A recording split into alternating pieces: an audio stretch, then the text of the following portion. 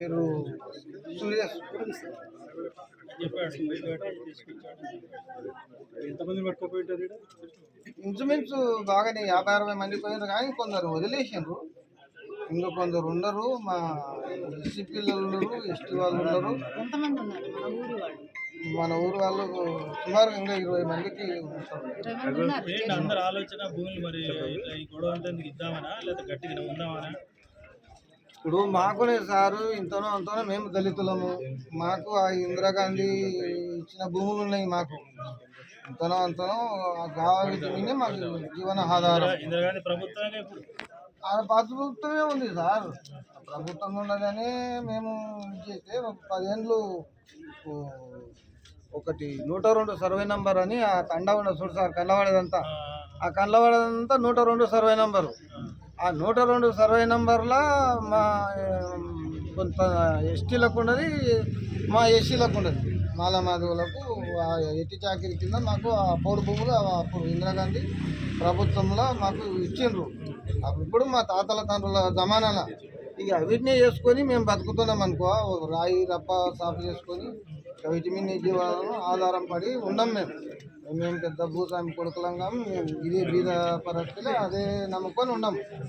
కానీ pharma company కంటే అది మాకున్న జల్ల భూములే ఆ ఫార్మా కంపెనీకి వదిలేస్తే మా పరిస్థితి ఏంది అని మేము నిన్న మొన్న అనుకుంటున్నాం. ఒక 2 నెలల కొలిగా పోలేపల్లి, కోడంగల్, అకిన్పేట ఇదంతా ధర్నాలు కూడా చేసుకున్నాం. ఎవరు వచ్చి మీ బాధ ఏంది అని పట్టించుకోలేదు ఇంతవరకు.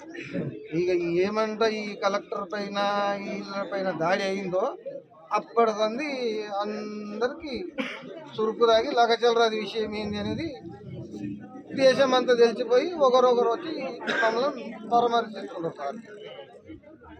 ఇప్పుడు మరి పరామర్శించడం సరే, మీరు గట్టిగా నిలబడుతున్నాక ఎవరైనా ఏం చేసేది? నిలబడతారా?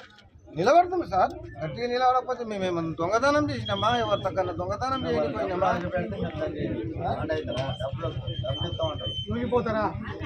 డబ్బులకు లొంగం సార్. మాకు ముందే ఇప్పుడు కమ్యూనిస్ట్ పార్టీ తరఫున మేమందరం వచ్చాం. మీరు గట్టిగా నిలబడితే గవర్నమెంట్తో కూడా పోట్లాడదాం, ముఖ్యమంత్రితో మాట్లాడదాం. ఎక్కడైనా పడవడ్డ భూములు, పాడు భూములు ఇవ్వాలి తప్ప ఈ సుక్షేత్రంగా పంటలు పండే భూములు ఇవన్నీ ఈ భూములు ఇవ్వడానికి లేదని గట్టిగా కొట్లాడుతున్నాం. మీరు కూడా గట్టిగా నిలబడితే మన పోరాటం కొనసాగిద్దాం అని చెప్పి పోవడానికి వచ్చాం. ధైర్యంగా ఉండండి. మరి ఏదో బాధలు ఉంటాయి, పోలీసులు దెబ్బ కొడతారు, కేసు పెడతారు. ఏ దెబ్బ లేకుండా, ఏ పోరాటం లేకుండా భూమి వచ్చిన చరిత్ర లేదు ఇప్పటి వరకు. అందుకని బాధపడాల్సిందే. దెబ్బలు తిన్నా సరే ధైర్యంగా నిలబడితే భూమి వస్తుంది. అది కలెక్టర్ పైన దాడి చేసింది ఒకటి తప్పే. అది తప్పు.